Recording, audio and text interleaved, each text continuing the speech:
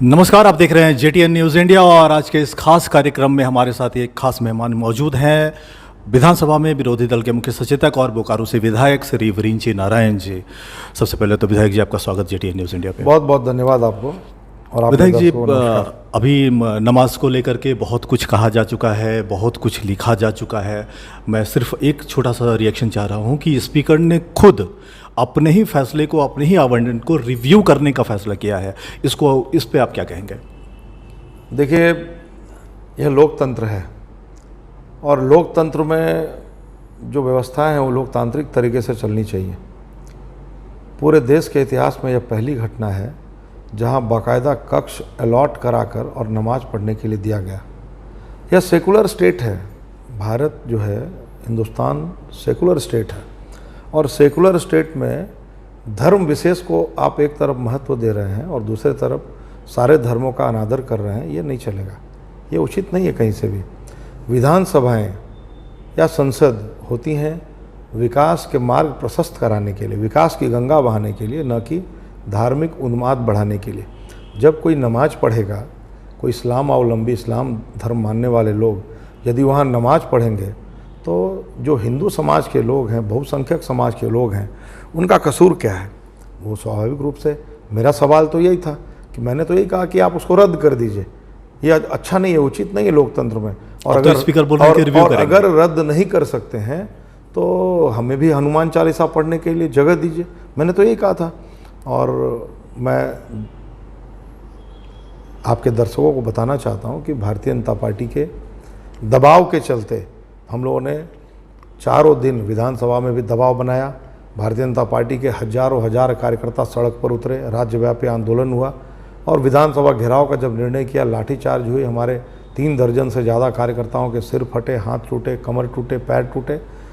तब जाकर सरकार को लगा कि नहीं, पानी सिर से ऊपर बह सकता है और उन्होंने समीक्षा की बात की और सर्वदलीय कमेटी की बात की। विधायक जी, जिस ढंग से ऊर्जा भारतीय जनता पार्टी के नेताओं और कार्यकर्ताओं ने इस मुद्दे पर लगाया, आपको लगता नहीं है कि हेमंत सोरेन सरकार की विफलताओं को लेकर के, पारा टीचर्स के मैटर को लेकर, सेविका सहायिका के मैटर को लेकर, नियोजन को लेकर के, बेरोजगारी भत्ता को लेकर के, मनरेगा में भ्रष्टाचार को लेकर के, वो 5 लाख नौकरी को लेकर के, इतनी ऊर्जा भारतीय जनता पार्टी ने कभी नहीं लगाया? देखिए, मैं आपकी बात से सहमत नहीं हूँ। भारतीय जनता पार्टी सालों भर चलने वाली पार्टी है। हमारा संगठन सालों भर फंक्शनल है और आपको याद होगा कि पिछले बजट सत्र में भी हम लोगों ने जिन मुद्दों की तरफ आपने ध्यान आकृष्ट कराया, चाहे पारा शिक्षक का मुद्दा हो, चाहे नियोजन का मुद्दा हो, चाहे आंगनबाड़ी सेविका सहायिका का मुद्दा हो, चाहे बेरोजगारी का मुद्दा हो, चाहे बेरोजगार नौजवानों को उन्होंने कहा था कि जब तक 5 लाख लोगों को नौकरी नहीं दूंगा तब तक ग्रेजुएट्स को 5,000 और पोस्ट ग्रेजुएट्स को 7,000 भत्ता दूंगा, उसका विषय हो। हम लोगों ने सदन में जोरदार ढंग से इस विषय को उठाया। जहाँ तक सड़क पर उतरने की बात है तो आपके ध्यान में होगा कि जब 5वां विधानसभा सत्र, बजट सत्र के तुरंत बाद ही, बल्कि उसी समय कोविड आ गया और कोविड का जो दौर झारखंड ने झेला है, मैं प्रभु से प्रार्थना करता हूँ कि जल्दी से जल्दी कोविड ख़त्म हो जाए और हम लोग फिर से ये भ्रष्टाचारी सरकार, ये अनैतिक गठबंधन की सरकार, ये अकर्मण्य सरकार, ये हर मोर्चे पर विफल सरकार का मुंहतोड़ सड़क पर हम लोग जवाब दे सकें। विधायक जी, हम लोग बात कर रहे हैं नियुक्ति को लेकर के, तो लगता है कि जेपीएससी में शायद वैकेंसी आ रहा है, क्योंकि अगर ऐसा नहीं होता तो झारखंड मुक्ति मोर्चा के बहुत सीनियर लीडर हैं सुप्रियो भट्टाचार्य, उनकी वाइफ को जेपीएससी बोर्ड में शामिल कर दिया गया है। आपका रिएक्शन क्या है? देखिए, इस सरकार में मुश्किल से 3, 4, 5 लोगों को नियुक्ति मिली है।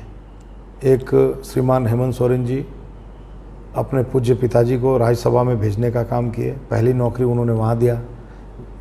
दूसरी नौकरी उनके जो महासचिव, उनके माउथ पीस हैं सुप्रियो भट्टाचार्य जी, उनकी पत्नी को जेपीएससी जैसे प्रभावशाली और रोजगार उन्मुखी संस्था, रोजगार देने में जिसकी महत्वपूर्ण भूमिका हो सकती है, वैसी संस्था का मेंबर बनवाया, उसकी गरिमा घटाने का काम किया। तो ये इससे ज़्यादा आप अपेक्षा नहीं कर सकते। और जो सरकार, मैं तो कहता हूँ कि ये सरकार ब्रेनलेस, हेडलेस सरकार है। इस सरकार के पास दिमाग नाम की चीज़ नहीं है। और अगर इस सरकार के पास दिमाग नाम की चीज़ होती तो बगैर समीक्षा किए आप नियोजन नीति को भंग नहीं कर देते। आपने रघुवर दास जी की सरकार ने जो कट ऑफ डेट 1985 को बनाया था, माना था, आपने कोई योजना बनाई नहीं, कोई समीक्षा किया नहीं और सीधा आपने भंग कर दिया।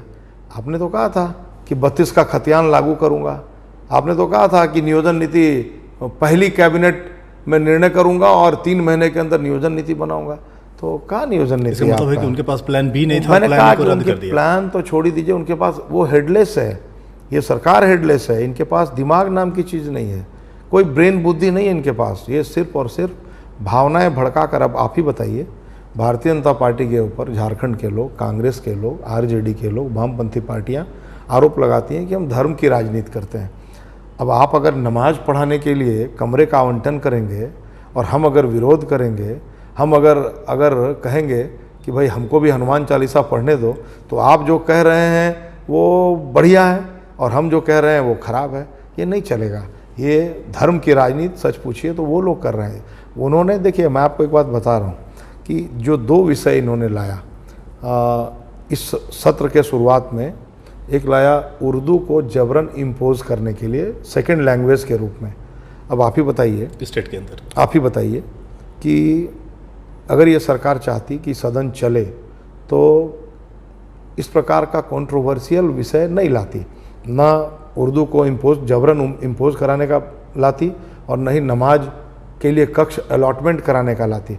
देखिए मेरा तो साफ साफ मानना है, सरकार खुद चाहती थी कि गतिरोध हो। मेरा तो साफ साफ मानना है, मेरा आरोप है सीधा सीधा सरकार के ऊपर, खुला आरोप है कि ये सरकार खुद ही नहीं चाहती थी कि ये सदन चले, जानती थी कि भारतीय जनता पार्टी के लोग किसी भी मेरे गलत निर्णय को बर्दाश्त नहीं करेंगे। हम मुस्लिम धर्म के विरोधी नहीं हैं, हमारे यहाँ खुद अल्पसंख्यक मोर्चा है, बाकायदा हमारे 7 मोर्चे हैं जिसमें अल्पसंख्यक मोर्चा है। हम तो जो मुस्लिम समाज के वैसे लोग जो राष्ट्रवादी हैं, हम उनकी पूजा आराधना करते हैं, उनका वंदन करते हैं। हम एपीजे अब्दुल कलाम को भारतीय जनता पार्टी ने राष्ट्रपति बनाया। हम तो अब्दुल हमीद की पूजा करते हैं जिन्होंने इस देश की शहीदी के लिए शहीदी झेली। हम तो अशफाक उल्लाह खां जिन्होंने देश को आज़ाद कराने के लिए हंसते हंसते फांसी का फंदा चूमा, हम लोग तो उनकी पूजा करते हैं, पूजा करने वाले लोग हैं। हाँ, मुस्लिम समाज में वैसे लोग जो रहते हिंदुस्तान में हैं और गाते पाकिस्तान का हैं, उसका भारतीय जनता पार्टी जरूर विरोध करती है। हम वैसे लोग जो भारत पाकिस्तान में मैच होता है, भारत के हारने पर पटाखे छोड़ते हैं हिंदुस्तान में, वैसे लोगों का हम जरूर विरोध करते हैं। पाकिस्तान जीतता है तो पटाखे छोड़ते हैं, उसका हम जरूर विरोध तो विरोध होना चाहिए। विधायक जी, एक और सवाल है, सरकार ने निर्णय लिया कि जो विधायक मद का जो फंड है, विधायक फंड है, उसको बढ़ाकर 8 करोड़ करने का, लगता है नहीं, अभी निर्णय लिया नहीं है, प्रस्ताव आया, ये प्रस्ताव सही प्रस्ताव है। नहीं, ये प्रस्ताव झारखंड मुक्ति मोर्चा के बहुत ही वरिष्ठ विधायक हैं, आप समर्थन करते हैं? स्टीफन मरांडी जी, ये प्रस्ताव उनका था और उसमें भानु प्रताप शाही जी और कई विधायकों ने समर्थन किया। और मेरा व्यक्तिगत रूप से मानना है कि जो विधायक मद की राशि है वो जरूर बढ़नी चाहिए और जो 8 करोड़ रुपए का मांग किया है निश्चित रूप से होना चाहिए। देखिए ये सीधे सीधे विकास से संबंधित मामला है। अब आप बताइए कि गांव के गरीब को अगर एक चापाकल भी चाहिए तो डीसी से वो मिल नहीं पाता। वो अब डीसी साहब सप्ताह में 1 दिन 1 घंटे का मिलने का समय रखा है या 2 घंटे का मिलने का समय रखा है। हम तो डेली मिलते हैं लोगों से, जनप्रतिनिधि, मैं तो प्रतिदिन यहाँ 9:30 बजे से लेकर जब तक पब्लिक रहती है मिलता रहता हूँ। कोई भी कार्यक्रम होता है मैं सेकेंड हाफ में करता हूँ। अब पब्लिक हमारे पास आकर पीने का पानी मांगती है तो मैं पीने का पानी देता हूँ। अगर पब्लिक हमसे कहीं सड़क मांगती है तो मैं सड़क देता हूँ, अगर पीसीसी देता हूँ, कहीं अगर नाली गली मांगती है तो देता हूँ। तो मेरा इतना ही कहना है कि जो विधायक मद की राशि है अगर वो बढ़ेगा तो उससे आम जनता का ही लाभ होगा। दूसरा क्या है कि आज 4 करोड़ रुपए मिलते हैं, उसमें लगभग 1.25 करोड़ रुपए जीएसटी में और 1.25 करोड़ के आसपास जीएसटी में और रॉयल्टी आदि में चला जाता है। तो ऐसे में आपके पास सिर्फ 2 करोड़ 75 लाख ही बचते हैं। तो प्रतिदिन अगर आप 100 लोगों से मिल रहे हैं तो 100 में से आधे लोग आज भी आज़ादी के बाद, हमारे जैसे जनप्रतिनिधि को कष्ट होता है, डूब के मर जाना चाहिए। जब आज़ादी के इन 70 सालों बाद लोग पीने का पानी आपसे मांगते हैं तो बड़ा कष्ट होता है। प्रधानमंत्री जी को धन्यवाद दे रहा हूँ, उन्होंने इस दर्द को समझा और 2024 तक संकल्प लिया कि घर घर पाइपलाइन से पीने का पानी दूँ। विधायक जी, मैं सैद्धांतिक सवाल ले रहा हूँ। बोकारो के जो विस्थापित हैं आपकी तरफ बहुत उम्मीद की नज़र से देख रहे हैं, लेकिन एक शंका भी है। आउटसोर्सिंग का जो कॉन्सेप्ट है उसके रहते क्या विस्थापितों की नौकरी बोकारो स्टील में होगी? नहीं, आउटसोर्सिंग मैं समझा नहीं, आप समझाइए। आउटसोर्सिंग का मतलब ये है कि जो मैन पावर आउटसोर्स किया गया है, तो जो कम खर्च में मैन पावर बोकारो स्टील के पास है या पीएसयू सेक्टर में है, राज्य सरकार के अंदर भी है, केंद्र सरकार के पास भी है, तो जो कम लागत में श्रम शक्ति उपलब्ध है, ऐसे में अस्थायी नौकरी का कोई रास्ता है क्या? खास करके विस्थापितों के लिए ये सवाल है। पूरी दुनिया में कमोबेश यही हालात हैं, और सिर्फ बोकारो स्टील प्लांट, इसलिए मैं सिद्धांतिक सवाल पूछ रहा हूँ सिर्फ बोकारो कि स्टील जब विकल्प है तो नौकरी का गुंजाइश है क्या?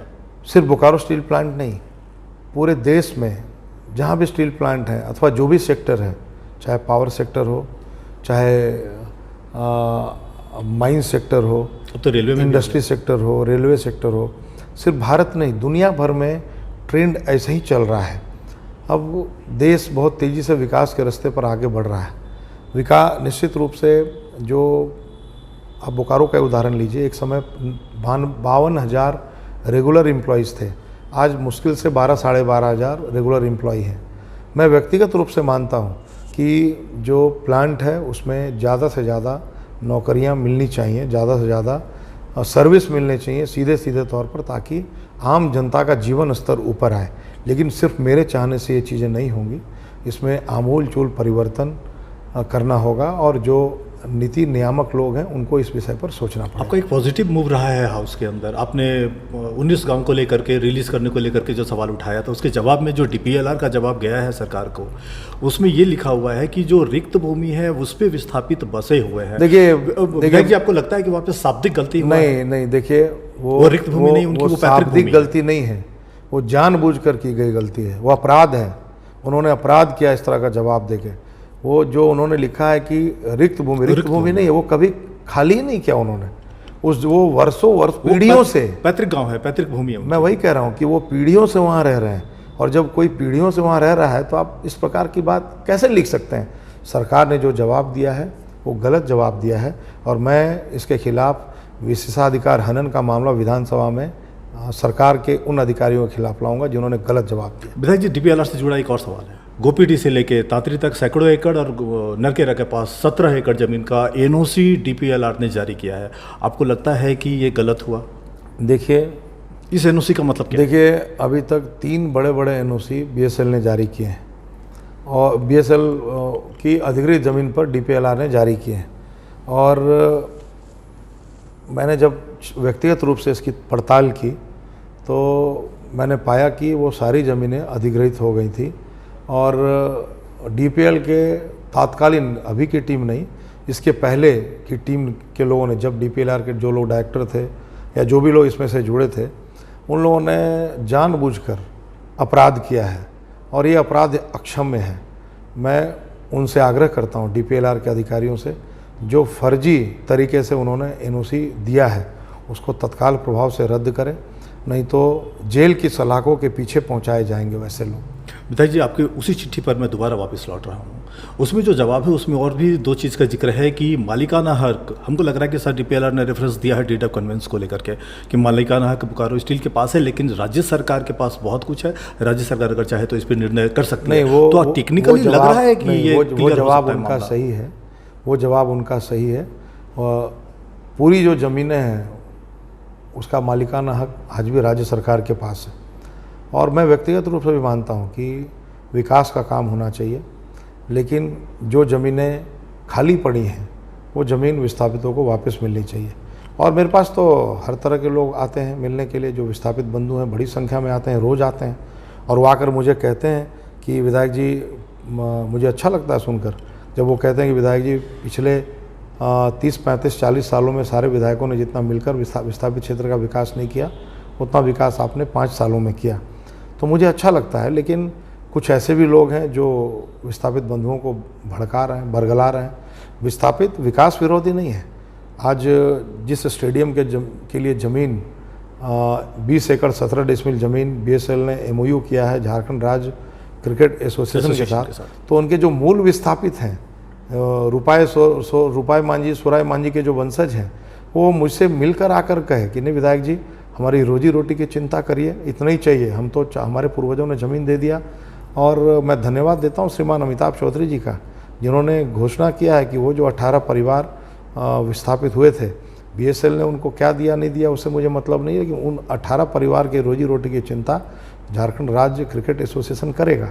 तो कुछ लोग हैं जो विकास विरोधी हैं, वो लोग जीवन भर विकास विरोधी थे, आज भी हैं, कल भी रहेंगे, उसकी चिंता मुझे नहीं करनी है। और मैं सब जानता हूं कि ये चीज़ें पिछले 3 महीने से इसलिए हो रही हैं कि अभी बड़ी संख्या में जो विस्तारीकरण की बात बीएसएल सोच रहा है, जो 250 करोड़ का प्रोजेक्ट आ रहा है, हाँ, जो 2,500 करोड़ जो बड़ी संख्या में जो यहाँ पे निवेश होने वाला है भारत सरकार का, इस्पात मंत्रालय का, सबकी गिद्ध दृष्टि उस पर लगी है। तो मेरा तो पिछले 7 साल होने जा रहा है, विधायक बोकारो की जनता ने चुना है, और मैं आपके माध्यम से बोकारो की जनता भी जानती है कि मैंने किसी का 2 रुपया ठगा नहीं। और उन दलालों को भी मैं चेतावनी देना चाहता हूँ कि जब तक मैं जिंदा हूँ 5 रुपया दलाली लेने दूंगा नहीं। अगर इसका लाभ मिलेगा तो विशुद्ध रूप से जो सीधे सीधे विस्थापित हैं, इसका लाभ उनको मिले, इसकी मैं चिंता करूँगा। विधायक जी, विकास के आयाम को और थोड़ा सा वो विस्तार देते हैं। मेडिकल कॉलेज स्टेटस क्या है? देखिए, मैं चाहता था कि जब मैं विधायक बना था तो मेरे मन में था कि यहाँ बोकारो हमारा डाइंग सिटी में तब्दील हो रहा है, ये बुजुर्गों का शहर या मरता हुआ शहर है, इसको मुझे वाइब्रेंट कराना था, मुझे रिवाइव हाँ, होना था इसका। नहीं, मैं चाह रहा था कि इसे वाइब्रेंट कराऊँ, वाइब्रेशन लाऊँ इस शहर में, और इसको लेकर मैं चिंतित था। और मैंने एक योजना बनाई ताकि ग्रामीण क्षेत्रों को शहर से जोड़ा जाए। वो आपको याद होगा कि एक पुल नहीं बन पा रहा था गरगा पे, और जाम लगे रहते थे, वर्षों तक वो समस्याएं थी। आखिर मेरे विधायक बनते ही क्यों ऐसा हो गया? वो आज 6 साल हो गए पुल बने हुए, 6 मिनट के लिए भी गरगा पुल जाम नहीं हुआ। इसलिए नहीं हुआ कि न सिर्फ उस पुल को बनाया, बल्कि योजनाबद्ध तरीके से मैंने 8 पुल गरगा नदी पे बना दिया। मैंने योजना बनाया था कि एक मेडिकल कॉलेज आए, यहाँ एयरपोर्ट शुरू हो, यहाँ एक मल्टी सुपर स्पेशलिटी हॉस्पिटल आए, ताकि लोग, मैं आ रहा हूँ सवालों पे।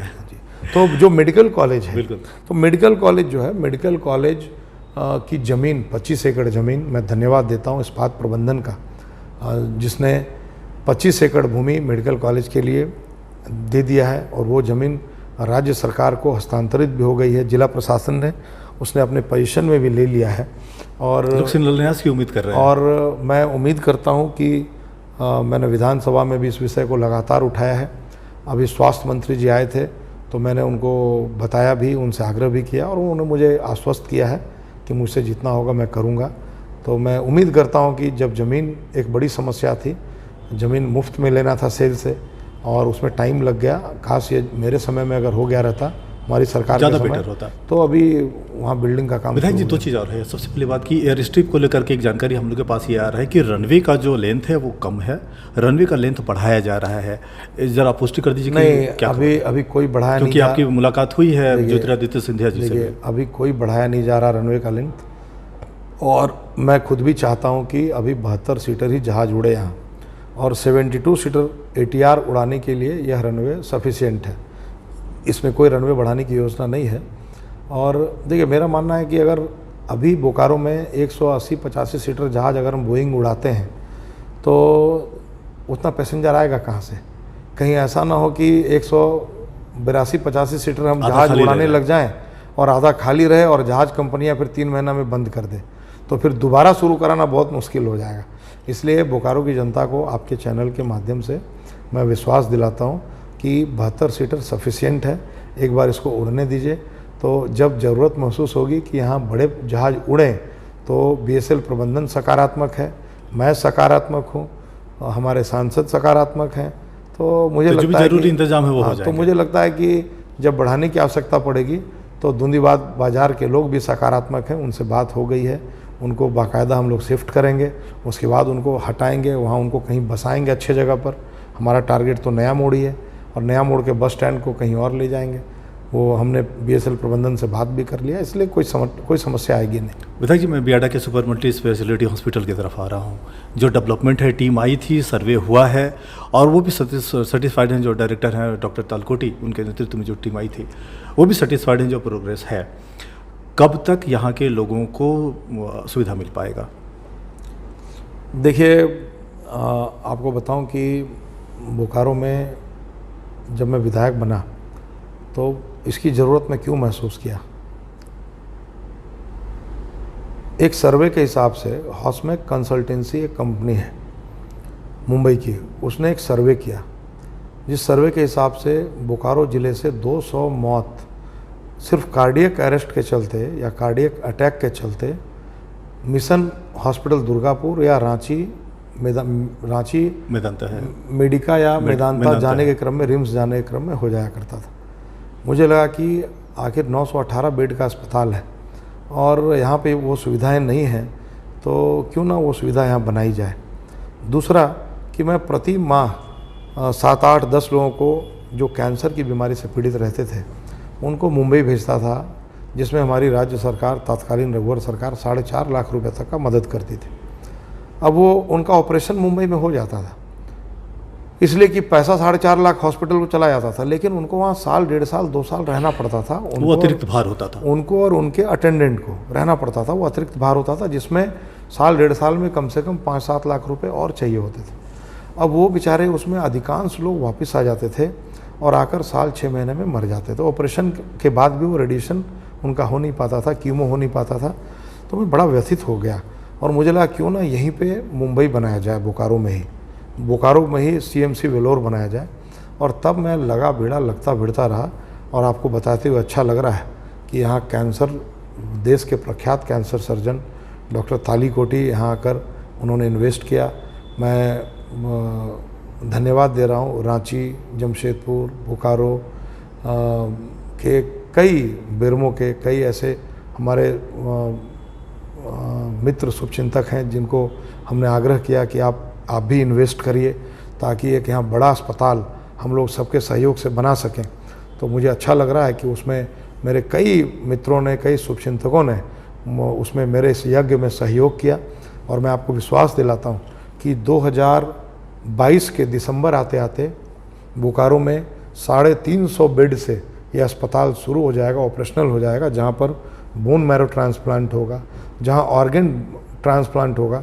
जो कार्डियक के यहाँ पे डॉक्टर अनवय मुले, आज पहले फोर्टिज मुंबई के HOD थे, आज वो रिलायंस हॉस्पिटल मुंबई में जिसका प्रधानमंत्री जी ने उद्घाटन किया था उसके इंचार्ज हैं, वहाँ थोरेसिक सर्जन हैं वो कार्डियक के, वो इसमें जुड़े हुए हैं। तो ऐसे ऐसे लोग इसमें जुड़े हैं कि पूरे बोकारो नहीं, झारखंड, बिहार नहीं, ये पूरे ईस्टर्न रीजन का मेरा टारगेट है, एक बड़ा हेल्थ सेंटर के रूप में ये तब्दील हो। विधायक जी, मुझे वाइंड अप करना है। मैं आखिरी सवाल ले रहा हूँ कि बोकारो के अंदर जब कभी भी कोई नया वेंचर आया है या आता है, या हॉस्पिटल आता है, कुछ भी आता है, पेट्रोल पंप आता है, विधायक जी का नाम लोग जोड़ देते हैं, ये क्या है? देखिए, जब आप अच्छा काम करेंगे तो लोग तरह तरह की बातें करेंगे, लोग आपकी आलोचना भी करेंगे। और आलोचना उसी की होती है जो कुछ करता है, जो कुछ करेगा ही नहीं उसको आलोचना क्या सुनना और क्या कहना। लोगों ने पेट्रोल पंप में हमारा नाम जोड़ा, बिल्कुल RTI हुआ और साबित हो गया कि वो भारत पेट्रोलियम का कंपनी आउटलेट है। और जिन लोगों ने आवाज़ उठाई कि वो पंप मेरा है, दुर्भाग्य से आज वही लोग उसको चला रहे हैं। तो अब मैं उनका नाम नहीं लेना चाहता। अस्पताल में भी मैंने आपको पहले ही कहा, आपके पूछने के पहले मैंने अपने कई मित्रों को कहा कि 250 करोड़ का ये अस्पताल कोई एक व्यक्ति नहीं बना सकता बोकारो का। इसमें 1 दर्जन लोग हैं जिसमें बोकारो के भी आधा दर्जन लोग हैं जिन्होंने इन्वेस्ट किया है। इसमें रांची के भी 2-3 लोग हैं जिन्होंने इन्वेस्ट किया है। इसमें गिरिडीह के लोग हैं जिन्होंने इन्वेस्ट किया है। इसमें 2-3 हमारे मित्र हैं जो विदेश में रहते हैं, उन्होंने इन्वेस्ट किया है। मैंने कई लोगों से आग्रह किया, बोकारो के 1 दर्जन लोगों से आग्रह किया कि आप इन्वेस्ट करिए ताकि बोकारो में एक अच्छा अस्पताल हम लोग दे सकें। कई लोग आगे नहीं आए, कई लोग पीछे रह गए, लेकिन कई लोग आगे आए। और खुशी इस बात की है कि इसमें कम से कम 7-8 ऐसे बड़े बड़े डॉक्टर्स ने इन्वेस्ट किया है जिन्होंने बोकारो के दर्द को समझा है और उनका जुड़ाव कहीं ना कहीं बोकारो से है। कोई मुंबई में रह रहा है, कोई बेंगलोर में रह रहे हैं वो डॉक्टर, कोई दिल्ली में रह रहे हैं डॉक्टर। इसमें धनबाद के एक डॉक्टर हैं जो दिल्ली में रह रहे हैं, वो बड़े नेफ्रोलॉजिस्ट हैं, उन्होंने इन्वेस्ट किया। तो मुझे इस बात की घबराहट नहीं है। मुझसे, मैं तो कह रहा हूँ कि इस अस्पताल को बनाने में अगर मेरी एक एक ज़मीन भी बिक जाएगी तो मैं इस अस्पताल को बनाने में कोई कोर कसर नहीं छोड़ूंगा, ताकि ये अस्पताल बने और बोकारो की जनता को इसका सेवा मिल सके। विधायक जी, जेटीएन न्यूज़ इंडिया की तरफ से आपको बहुत बहुत शुभकामनाएं और आपने वक्त निकाला बात करने के लिए, आपका बहुत बहुत धन्यवाद। जी बहुत धन्यवाद, नमस्कार। ये थे बोकारो के विधायक वीरेंद्र नारायण जी, और अगली कड़ी में एक और मेहमान से आपकी मुलाकात करवाएंगे, और तब तक के लिए नमस्कार।